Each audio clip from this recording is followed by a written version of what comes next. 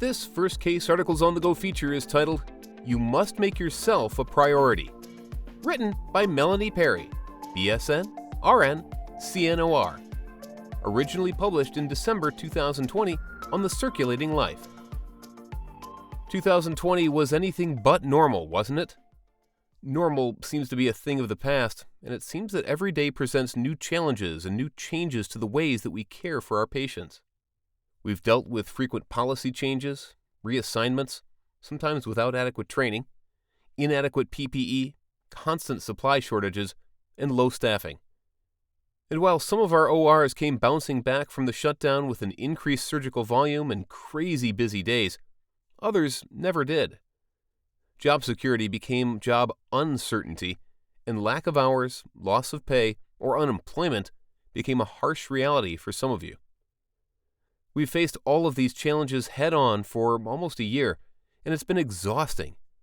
Higher stress levels and increased fatigue have many of us teetering on the edge of burnout, while fear, anxiety, and depression are on the rise among all healthcare workers, including those of us who work in the operating room.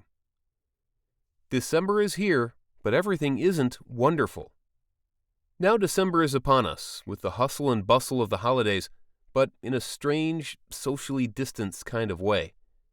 What's typically a very busy time of year for the OR is now mixed with uncertainty over our continued ability to even perform elective cases.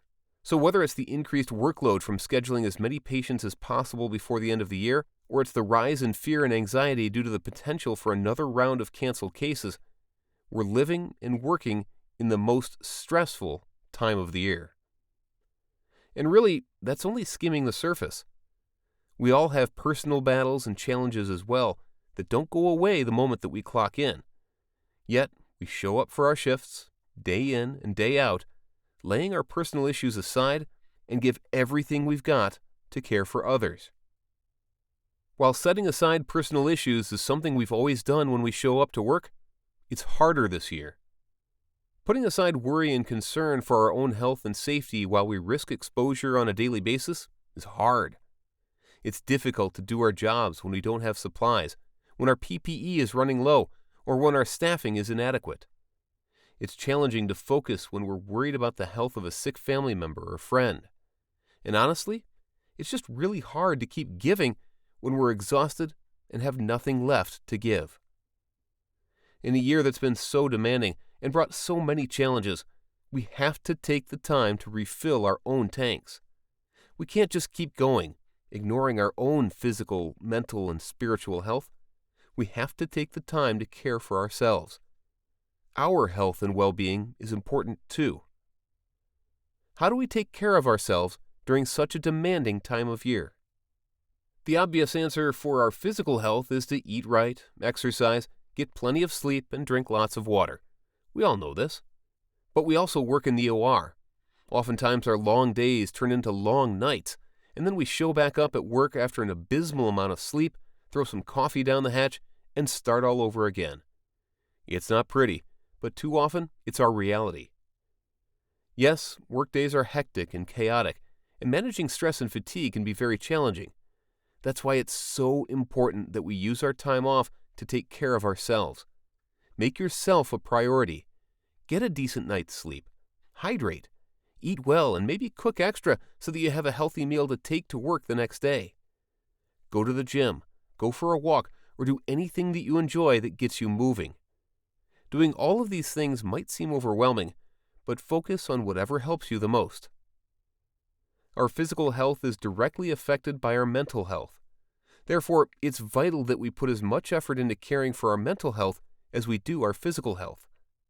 Among other things, neglecting your mental health can lead to serious health complications, including heart disease, high blood pressure, a weakened immune system, asthma, and obesity. But wait, there's more. Earlier this year, in response to the COVID-19 crisis, the International Council of Nurses reported that nurses are at high risk for full-blown stress response syndromes, anxiety, depression, post-traumatic stress disorder, chronic illness, and burnout. They also reported strong evidence that nurses are experiencing unprecedented levels of stress. The stressors are coming from so many directions, too. Increased workloads, low staffing, lack of supplies, financial pressures, childcare issues, feeling unsupported by management, or coping with the death of patients, coworkers, or family members are all taking their toll and chipping away at our resiliency day by day by day. Our mental and physical health is at risk due to prolonged exposure to the stress of the COVID-19 pandemic. Most people are willing to admit when they have a physical ailment or issue, and family and friends are quick to help when there's an outward problem. However, mental health issues often get ignored or avoided. Why aren't we just as quick to help when the issue is mental? Why do we avoid, shun, and judge those who are honest about their struggles? There's nothing wrong with wanting to talk to someone. We aren't weak if we need help managing stress or coping with loss.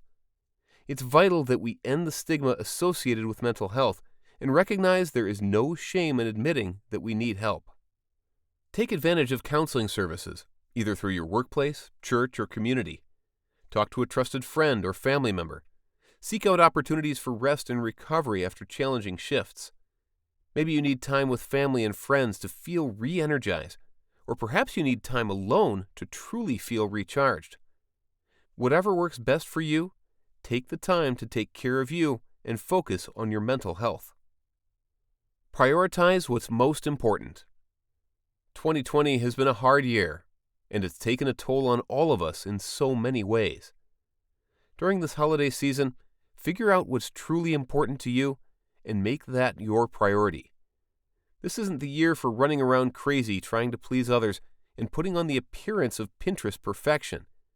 Focus on you, on your family, and whatever it is that truly brings peace and happiness to you and your household. Take care of you. Make yourself a priority. Give yourself the gift of a healthy mind, body, and soul this Christmas.